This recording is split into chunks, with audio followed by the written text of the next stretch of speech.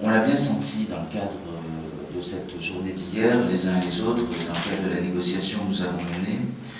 On a bien senti que l'enjeu, c'était quand même de revenir sur ce qui avait été accordé dans le cadre et accepté dans le cadre du contrat local de propreté. Et je vais vous en donner deux exemples. C'est ce qui a d'ailleurs mobilisé, me semble-t-il, l'essentiel de notre énergie hier.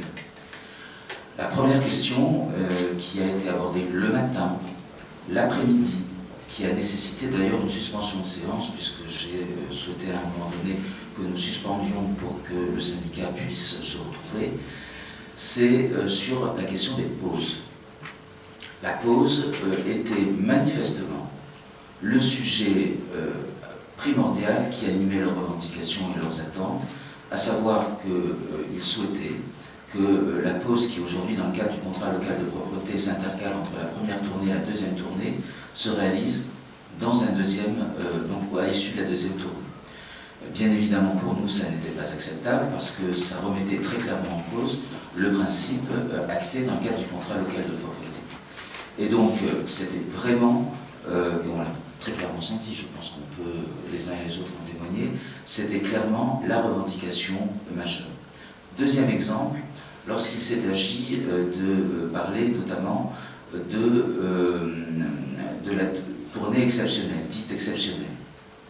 Nous avons eu un débat là aussi assez surprenant où il nous était dit en quelque sorte, écoutez, allez, pourquoi pas cette tournée exceptionnelle, mais à condition que nous l'encadrions dans un temps de durée particulier pour au-delà de 30 minutes. Bon, on était très clairement dans la volonté de vouloir renégocier le contrat local de propreté. Et c'est la raison pour laquelle, ce qui me fait dire, et ce qui me conforte dans ce que le président Tessier a pu avoir comme impression lorsqu'il a eu à débattre avec M. Ruet avant la grève, c'est que, bien sûr, il y avait des revendications d'ordre social que nous avons traitées pour un certain nombre d'entre elles, mais je pense que très sincèrement, l'idée qui sous-tendait tout ça, c'était quand même d'essayer d'obtenir que nous affaiblissions un peu le contrat local de propreté. Et je le redis, je pense que ça fait partie de notre fierté, à nous quatre qui sommes ici, et bien évidemment au président Tessier, c'est de n'avoir concédé aucune marge supplémentaire sur l'application effective du contrat local de propreté.